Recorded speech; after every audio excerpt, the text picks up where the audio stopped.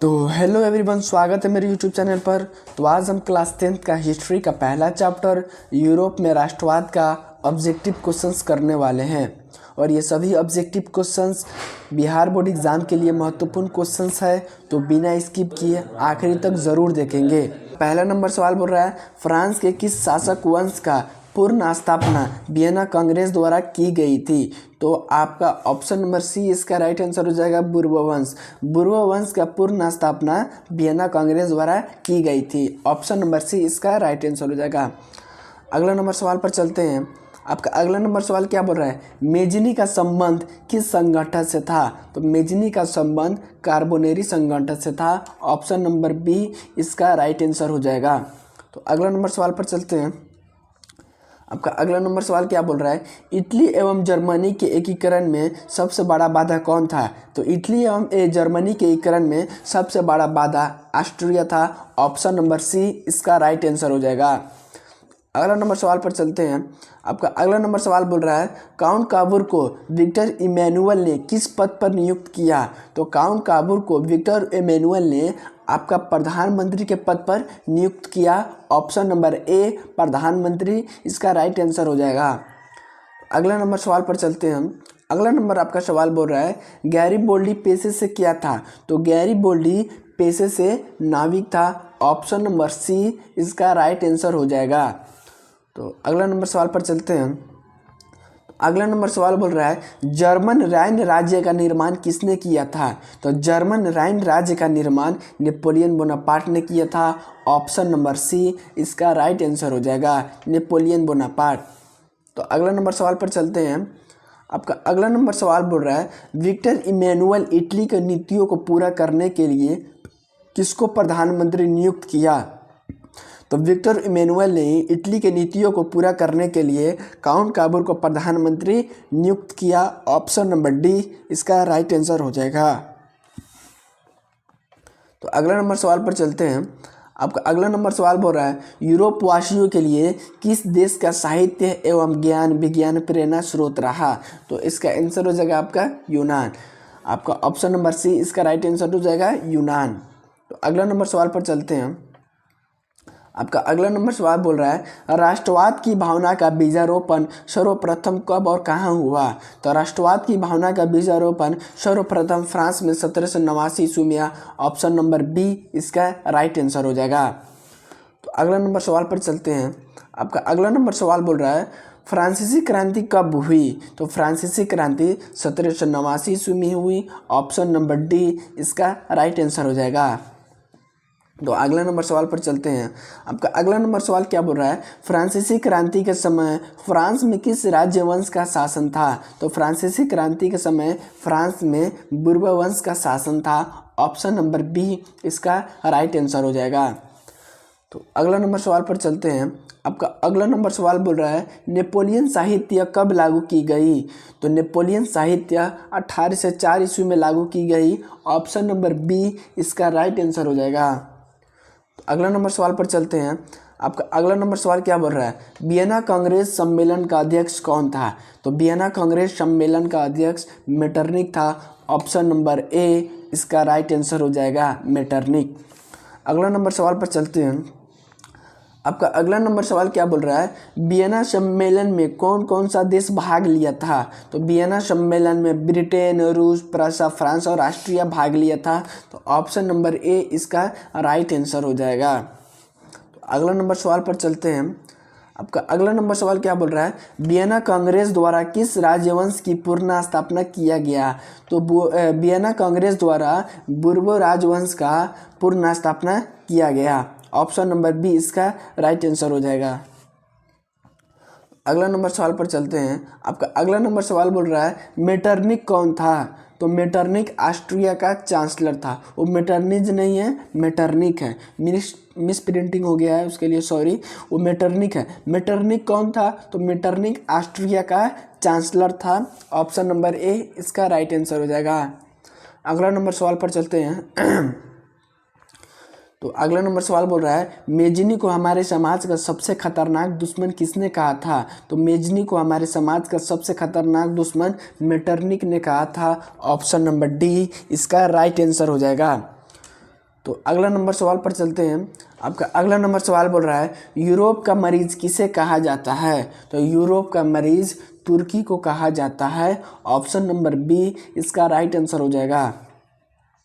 तो अगला नंबर सवाल पर चलते हैं। आपका अगला नंबर सवाल क्या बोल रहा है यूरोपीय सभ्यता को पालना किसे कहा जाता है? तो यूरोपीय सभ्यता को पालना ब्रिटेन को कहा जाता है। ऑप्शन नंबर बी इसका राइट आंसर हो जाएगा। तो अगला नंबर सवाल पर चलते हैं। आपका अगला नंबर सवाल बोल रहा है एड्रियाना पोल की संधि कब और किनके बीच हुआ? तो एड्रियाना पोल की संधि 1829 ईस्वी तुर्की और रूस के बीच हुआ। ऑप्शन नंबर सी इसका राइट आंसर हो जाएगा। तुर्की और रूस के बीच हुआ था। सवाल पर चलते हैं। आपका अगला नंबर सवाल क्या बोल रहा है किस संधि के द्वारा स्वतंत्र यूनान का स्थापना हुआ? तो कुस्तुनतुनिया की संधि के द्वारा स्वतंत्र यूनान का स्थापना हुआ। ऑप्शन नंबर ए इसका राइट आंसर हो जाएगा। तो अगला नंबर सवाल पर चलते हैं। आपका अगला नंबर सवाल बोल रहा है यंग यूरोप की स्थापना किसने और कब किया? तो यंग यूरोप की स्थापना मेजनी ने 1834 ईस्वी में किया था। ऑप्शन नंबर सी इसका राइट आंसर हो जाएगा। अगला नंबर सवाल पर चलते हैं। अगला नंबर सवाल बोल रहा है यंग इटली की स्थापना किसने और कब किया? तो यंग इटली की भी स्थापना आपका मेजनी ने 1831 ईस्वी में किया। यंग यूरोप 1834 ईस्वी में किया और यंग इटली 1831 ईस्वी में किया। अगला नंबर सवाल पर चलते हैं। अगला नंबर सवाल क्या बोल रहा है लाल कुर्ती का गठन किसने किया? तो लाल कुर्ती का गठन गैरिबल्डी ने किया। ऑप्शन नंबर सी इसका राइट आंसर हो जाएगा। अगला नंबर सवाल पर चलते हैं। अगला नंबर आपका सवाल क्या बोल रहा है फ्रेंड्स ऑफ इटली का गठन किसने किया? तो फ्रेंड्स ऑफ इटली का गठन आपका मेजनी ने 1851 ईस्वी में किया। ऑप्शन नंबर ए इसका राइट आंसर हो जाएगा। अगला नंबर सवाल पर चलते हैं। आपका अगला नंबर सवाल बोल रहा है नौ गुल्फ आंदोलन कहाँ हुआ था? तो नौ गुल्फ आंदोलन इटली में हुआ था। ऑप्शन नंबर सी इसका राइट आंसर हो जाएगा। अगला नंबर सवाल पर चलते हैं। अगला नंबर सवाल बोल रहा है क्रीमिया के कीचड़ में इटली का निर्माण होगा किसने कहा था? तो क्रीमिया के कीचड़ में इटली का निर्माण होगा ये आपका काउंट काबूर ने कहा था। ऑप्शन नंबर बी इसका राइट आंसर है। सवाल पर चलते हैं। अगला नंबर सवाल बोल रहा है जब फ्रांस छींकता है तो बाकी यूरोप को सर्दी जुकाम हो जाता है यह किसने कहा था? तो जब फ्रांस छींकता है तो बाकी यूरोप को सर्दी जुकाम हो जाता है यह आपका मेटरनिक ने कहा था। ऑप्शन नंबर सी इसका राइट आंसर हो जाएगा। अगला नंबर सवाल पर चलते हैं। अगला नंबर सवाल क्या है? अगला नंबर सवाल बोल रहा है वियना सम्मेलन कब हुआ था? तो वियना सम्मेलन 1815 ईस्वी में हुआ था। ऑप्शन नंबर डी इसका राइट आंसर हो जाएगा। तो अगला नंबर सवाल पर चलते हैं। आपका अगला नंबर सवाल क्या बोल रहा है नेपोलियन युग का अंत और मेटरनिक युग की शुरुआत किस सम्मेलन के द्वारा होता है? तो नेपोलियन युग का अंत और मेटरनिक युग की शुरुआत वियना सम्मेलन के द्वारा होता है। ऑप्शन नंबर ए इसका राइट आंसर हो जाएगा। अगला नंबर सवाल पर चलते हैं। अगला नंबर सवाल बोल रहा है फ्रांस में पुरातन व्यवस्था की पूर्ण स्थापना किसने किया? तो फ्रांस में पुरातन व्यवस्था की पूर्ण स्थापना मेटरनिक ने किया। ऑप्शन नंबर डी इसका राइट आंसर हो जाएगा। तो अगला नंबर सवाल पर चलते हैं। आपका अगला नंबर सवाल क्या बोल रहा है लुई 18वां फ्रांस में संवैधानिक घोषणा पत्र कब जारी किया? तो लुई 18वां फ्रांस में संवैधानिक घोषणा पत्र 2 जून 1814 ईस्वी को किया। ऑप्शन नंबर ए इसका राइट आंसर हो जाएगा। तो अगला नंबर सवाल पर चलते हैं। आपका अगला नंबर सवाल बोल रहा है सन 1830 की क्रांति के समय फ्रांस का शासक कौन था? तो सन 1830 की क्रांति के समय फ्रांस का राजा चार्ल्स एक्स था। चार्ल्स इसको 10वीं भी बोल सकते हैं। तो सन 1830 की क्रांति के समय फ्रांस का शासक चार्ल्स एक्स था। अगला नंबर सवाल पर चलते हैं। आपका अगला नंबर सवाल बोल रहा है चार्ल्स एक्स अपने शासनकाल में किसको प्रधानमंत्री नियुक्त करता है? तो चार्ल्स एक्स अपने शासनकाल में पोलिग्नेक को अपने प्रधानमंत्री नियुक्त करता है। ऑप्शन नंबर डी इसका राइट आंसर हो जाएगा। तो अगला नंबर सवाल पर चलते हैं। आपका अगला नंबर सवाल क्या बोल रहा है फ्रांस में गृह युद्ध कब हुआ था? तो फ्रांस में गृह युद्ध 28 जून 1830 ईस्वी को हुआ था। ऑप्शन नंबर बी इसका राइट आंसर हो जाएगा। तो अगला नंबर सवाल पर चलते हैं। सवाल आपका क्या बोल रहा है लुई फिलिप अपने विरोधियों को खुश करने के लिए कौन सा नीति का अवलंबन किया था? तो लुई फिलिप अपने विरोधियों को खुश करने के लिए शोरबनम मध्यम वर्ग नीति का अवलंबन किया था। ऑप्शन नंबर बी इसका राइट आंसर हो जाएगा। तो अगला नंबर सवाल पर चलते हैं। आपका अगला नंबर सवाल क्या बोल रहा है? लुई फिलिप अपने शासनकाल में किसको प्रधानमंत्री नियुक्त करता है? तो लुई फिलिप अपने शासनकाल में गीजो को प्रधानमंत्री नियुक्त करता है। ऑप्शन नंबर ए इसका राइट आंसर हो जाएगा। तो अगला नंबर सवाल बोल रहा है आपका 38 नंबर सवाल बोल रहा है लुई फिलिप कब गद्दी छोड़ा? तो लुई फिलिप 24 फरवरी 1848 ईस्वी को गद्दी छोड़ता है। ऑप्शन नंबर डी इसका राइट आंसर हो जाएगा। तो अगला नंबर सवाल पर चलते हैं। आपका 39 नंबर सवाल क्या बोल रहा है? स्वतंत्र फ्रांस का प्रथम सम्राट कौन था? तो स्वतंत्र फ्रांस का प्रथम सम्राट लुई नेपोलियन था। ऑप्शन नंबर बी इसका राइट आंसर हो जाएगा। तो अगला नंबर सवाल पर चलते हैं। आपका अगला नंबर सवाल क्या बोल रहा है? सार्डिनिया पिडमाउंट का शासक कौन था? तो सार्डिनिया पिडमाउंट का शासक चार्ल्स एल्बर्ट था। ऑप्शन नंबर बी इसका राइट आंसर हो जाएगा। तो अगला नंबर सवाल पर चलते हैं। आपका अगला नंबर सवाल क्या बोल रहा है? लुई फिलिप का पतन कब हुआ था? तो लुई फिलिप का पतन 1848 ईस्वी में हुआ था। ऑप्शन नंबर डी इसका राइट आंसर हो जाएगा। तो अगला नंबर सवाल पर चलते हैं। आपका अगला नंबर सवाल क्या बोल रहा है? क्रीमिया का युद्ध कब और किन किन के बीच हुआ? तो क्रीमिया का युद्ध 1853-54 ईस्वी में हुआ, ऑस्ट्रिया और फ्रांस के बीच हुआ। तो ऑप्शन नंबर ए इसका राइट आंसर हो जाएगा। 1853 और 54 ईस्वी में हुआ, ऑस्ट्रिया और फ्रांस के बीच। ऑप्शन नंबर ए इसका राइट आंसर हो जाएगा। अगला नंबर सवाल पर चलते हैं। अगला नंबर सवाल बोल रहा है काउंट काबूर की मृत्यु कब हुई? तो काउंट काबूर की मृत्यु 1862 ईस्वी में हुआ था। ऑप्शन नंबर बी इसका राइट आंसर हो जाएगा। तो अगला नंबर सवाल की तरफ चलते हैं। आपका अगला नंबर सवाल क्या बोल रहा है? तो आपको बोल रहा है जर्मनी के एकीकरण का पृष्ठ निर्माण का श्रेय किसे दिया जाता है? तो जर्मनी के एकीकरण का पृष्ठ निर्माण का श्रेय नेपोलियन बोनापार्ट को जाता है। ऑप्शन नंबर ए इसका राइट आंसर हो जाएगा। तो अगला नंबर सवाल क्या बोल रहा है? आपका अगला नंबर सवाल बोल रहा है नेपोलियन बोनापार्ट द्वारा राइन राज्य का निर्माण कब हुआ? तो नेपोलियन बोनापार्ट द्वारा राइन राज्य का निर्माण 1806 ईस्वी में हुआ। ऑप्शन नंबर सी इसका राइट आंसर हो जाएगा। अगला नंबर सवाल की तरफ बढ़ते हैं। आपका अगला नंबर सवाल बोल रहा है जर्मनी का एकीकरण कब हुआ? तो जर्मनी का एकीकरण 1871 ईस्वी में हुआ। ऑप्शन नंबर बी इसका राइट आंसर हो जाएगा। तो आपका अगला नंबर सवाल क्या बोल रहा है जाल्बेरिन नामक संस्था का गठन कब हुआ? तो जाल्बेरिन नामक संस्था का गठन 1834 ईस्वी में हुआ। ऑप्शन नंबर सी इसका राइट आंसर हो जाएगा। तो अगला नंबर सवाल क्या बोल रहा है सेडोवा का युद्ध किन किन राज्यों के बीच हुआ? तो सेडोवा का युद्ध आपका प्रासा और ऑस्ट्रिया के बीच हुआ। ऑप्शन नंबर बी इसका राइट आंसर हो जाएगा। तो अगला नंबर सवाल की तरफ चलते हैं। आपका अगला नंबर सवाल बोल रहा है हंगरी की राजधानी कहाँ है? तो हंगरी की राजधानी बुडापेस्ट है। ऑप्शन नंबर बी इसका राइट आंसर हो जाएगा। तो अगला नंबर सवाल पर चलते हैं। आपका अगला नंबर सवाल बोल रहा है मेटरनी का पतन कब हुआ? तो मेटरनी का पतन आपका 1848 ईस्वी में होता है। ऑप्शन नंबर डी इसका राइट आंसर हो जाएगा। अगला नंबर सवाल की तरफ चलते हैं। आपका अगला नंबर सवाल बोल रहा है मेटरनी का मृत्यु कब होता है? तो मेटरनी का मृत्यु 1848 ईस्वी में होता है। ऑप्शन नंबर डी इसका राइट आंसर हो जाएगा। तो अगला नंबर सवाल पर चलते हैं। आपका अगला नंबर सवाल बोल रहा है सेडौन का युद्ध कब होता है? तो सेडौन का युद्ध 1870 ईस्वी में होता है। ऑप्शन नंबर आपका सी इसका राइट आंसर हो जाएगा। तो आपका अगला नंबर सवाल बोल रहा है सेडोवा का युद्ध कब हुआ था? तो सेडोवा का युद्ध 1866 ईस्वी में हुआ था। ऑप्शन नंबर बी इसका राइट आंसर हो जाएगा। अगला नंबर सवाल पर चलते हैं। आपका सवाल बोल रहा है पोलैंड में आंदोलन कब हुआ था? तो पोलैंड में आंदोलन आपका 1863 ईस्वी में हुआ था। ऑप्शन नंबर डी इसका राइट आंसर हो जाएगा। तो अगला नंबर सवाल पर चलते हैं। तो अगला नंबर सवाल की तरफ चलते हैं।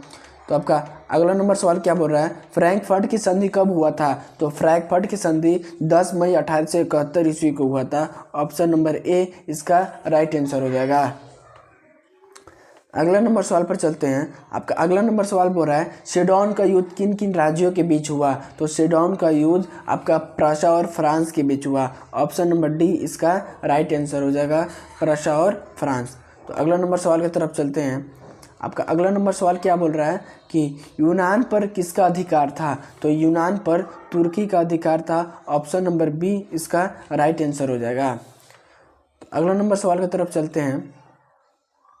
तो आपका अगला नंबर सवाल बोल रहा है रॉक्ट और लॉ की नीति किसने अवलंबन किया था? तो रॉक्ट और लॉ की नीति आपका बिस्मार्क ने अवलंबन किया था। ऑप्शन नंबर बी इसका राइट आंसर होगा।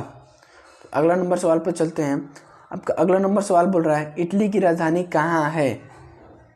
तो इटली की राजधानी रोम है। ऑप्शन नंबर डी इसका राइट आंसर हो जाएगा। अगला नंबर सवाल पर चलते हैं। अगला नंबर सवाल बोल रहा है इटली का मसीहा एवं पैगंबर किसे कहा जाता है? तो इटली का मसीहा एवं पैगंबर मेजनी को कहा जाता है। ऑप्शन नंबर बी इसका राइट आंसर हो जाएगा। तो अगला नंबर सवाल पर चलते हैं। आपका अगला नंबर सवाल बोल रहा है इटली का तलवार एवं लौ किसे कहा जाता है? तो इटली का तलवार एवं लौ गैरिबोल्डी को कहा जाता है। ऑप्शन नंबर सी इसका राइट आंसर हो जाएगा। तो अगला नंबर सवाल की तरफ चलते हैं। आपका अगला नंबर सवाल बोल रहा है जालवेरिन एक संस्था थी। तो जालवेरिन एक संस्था थी व्यापारियों की। ऑप्शन नंबर सी इसका राइट आंसर हो जाएगा। तो अगला नंबर सवाल पर चलते हैं। आपका अगला नंबर सवाल बोल रहा है यूनान को एक स्वतंत्र राष्ट्र घोषित किया गया। तो यूनान को 1832 ईस्वी में स्वतंत्र राष्ट्र घोषित किया गया। ऑप्शन नंबर सी इसका राइट आंसर हो जाएगा। तो अगला नंबर सवाल पर चलते हैं। आपका अगला नंबर सवाल बोल रहा है बिस्मार्क किस विद्वान की विचारधारा से प्रभावित था? तो बिस्मार्क हेगेल से विचारों के प्रभावित था। तो बिस्मार्क हेगेल के विचारों से प्रभावित था। ऑप्शन नंबर ए इसका राइट आंसर हो जाएगा। अगला नंबर सवाल पर चलते हैं। अगला नंबर सवाल बोल रहा है नेपोलियन कोड में कितने कोड थे? तो नेपोलियन कोड में 5 कोड थे। ऑप्शन नंबर डी इसका राइट आंसर हो जाएगा। तो अगला नंबर सवाल पर चलते हैं। आपका अगला नंबर सवाल बोल रहा है विलियम प्रथम कहाँ का शासक था? तो विलियम प्रथम आपका प्रशा का शासक था। ऑप्शन नंबर सी इसका राइट आंसर हो जाएगा। तो अगला नंबर सवाल बोल रहा है हंगरी की भाषा क्या है? तो हंगरी की भाषा मैग्यार है। ऑप्शन नंबर ए इसका राइट आंसर हो जाएगा। तो अगला नंबर सवाल पर चलते हैं। आपका अगला नंबर सवाल बोल रहा है चार्टिस्ट आंदोलन कहाँ हुआ था? तो चार्टिस्ट आंदोलन इंग्लैंड में हुआ था। ऑप्शन नंबर सी इसका राइट आंसर हो जाएगा। अगला नंबर सवाल पर चलते हैं। आपका अगला नंबर सवाल बोल रहा है निम्न में जैकोबियन क्लब का सदस्य था? तो आपका टीपू सुल्तान जैकोबियन क्लब का सदस्य था। ऑप्शन नंबर सी इसका राइट आंसर हो जाएगा। अगला नंबर सवाल पर चलते हैं। आपका अगला नंबर सवाल बोल रहा है 1848 की क्रांति के बाद फ्रांस का सम्राट कौन था? तो 1848 क्रांति के बाद फ्रांस का राजा आपका लुई नेपोलियन था। ऑप्शन नंबर बी इसका राइट आंसर हो जाएगा। अगला नंबर सवाल पर फ्रांस के मध्यम वर्ग के लोगों को कहते हैं? तो फ्रांस में मध्यम वर्गों के लोगों को बुजुर्गों कहते हैं। ऑप्शन नंबर ए इसका राइट आंसर हो जाएगा। तो अगला नंबर सवाल पर चलते हैं। आपका अगला नंबर सवाल बोल रहा है नेपोलियन का जन्म कहाँ हुआ था? तो नेपोलियन का जन्म कोसिस द्वीप में हुआ था। कोसिस द्वीप में हुआ था। अगला नंबर सवाल की तरफ चलेंगे। आपका अगला नंबर सवाल बोल रहा है विलियम प्रथम किसे प्रधानमंत्री नियुक्त करता है? तो विलियम प्रथम आपका बिस्मार्क को प्रधानमंत्री नियुक्त करता है। ऑप्शन नंबर सी इसका राइट आंसर हो जाएगा। तो अगला नंबर सवाल क्या बोल रहा है इसके नेतृत्व में यूनान का विद्रोह शुरू हुआ? तो अलेक्जेंडर चिप्सलांटी के द्वारा यूनान में विद्रोह शुरू हुआ। ऑप्शन नंबर ए इसका राइट आंसर हो जाएगा।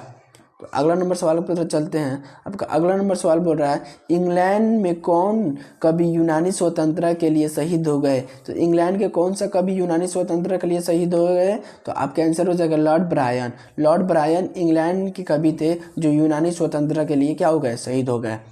तो ऑप्शन नंबर बी इसका राइट आंसर हो जाएगा। अगला नंबर सवाल पर चलते हैं। तो आपका अगला नंबर सवाल बोल रहा है लुई फिलिप किसे प्रधानमंत्री नियुक्त करता है और कब? तो लुई फिलिप 1840 ईस्वी को गीजो को प्रधानमंत्री नियुक्त करता है। ऑप्शन नंबर ए इसका राइट आंसर हो जाएगा। तो अगला नंबर सवाल की तरफ चलते हैं। आपका अगला नंबर सवाल बोल रहा है स्वतंत्र यूनान का शासक कौन था? तो स्वतंत्र यूनान का शासक ओटो था। ऑप्शन नंबर बी इसका राइट आंसर हो जाएगा। यानी स्वतंत्र यूनान का पहला शासक कौन बना? तो ओटो बना। ऑप्शन नंबर बी इसका राइट आंसर हो जाएगा। तो अगला नंबर सवाल की तरफ चलते हैं। अगला नंबर सवाल बोल रहा है यूनान कब स्वतंत्र हुआ? तो यूनान 1832 ईस्वी में स्वतंत्र हुआ। 1832 ईस्वी में। ऑप्शन नंबर डी इसका राइट आंसर हो जाएगा। तो अगला नंबर सवाल की तरफ चलते हैं। आपका अगला नंबर सवाल बोल रहा है हंगरी में राष्ट्रीय आंदोलन का नेतृत्व किसने किया था। तो हंगरी में राष्ट्रीय आंदोलन का नेतृत्व कोसुत तथा फ्रांसिस डिक ने किया था। ऑप्शन नंबर ए इसका राइट आंसर हो जाएगा। तो अगला नंबर सवाल पर चलते हैं। आपका अगला नंबर सवाल बोल रहा है कि जर्मन में संसद को कहते हैं। तो जर्मन में संसद को डायट कहते हैं। ऑप्शन नंबर बी इसका राइट आंसर हो जाएगा। तो अगला नंबर सवाल पर चलते हैं। आपका अगला नंबर सवाल बोल रहा है इटली का एकीकरण कब हुआ। तो इटली का एकीकरण 1871 ईस्वी में हुआ। ऑप्शन नंबर बी इसका राइट आंसर हो जाएगा। तो अगला नंबर सवाल पर चलते हैं। आपका अगला नंबर सवाल बोल रहा है हीगेल थे। तो हीगेल दार्शनिक थे। ऑप्शन नंबर सी इसका राइट आंसर हो जाएगा। तो अगला नंबर सवाल पर चलते हैं। अगला नंबर सवाल बोल रहा है बिस्मार्क थे। तो बिस्मार्क राजनीतिक थे। ऑप्शन नंबर ए इसका राइट आंसर हो जाएगा। अगला नंबर सवाल पर चलते हैं। अगला नंबर सवाल बोल रहा है काबुर थे। तो काबुर कूटनीतिक थे। ऑप्शन नंबर डी इसका राइट आंसर हो जाएगा।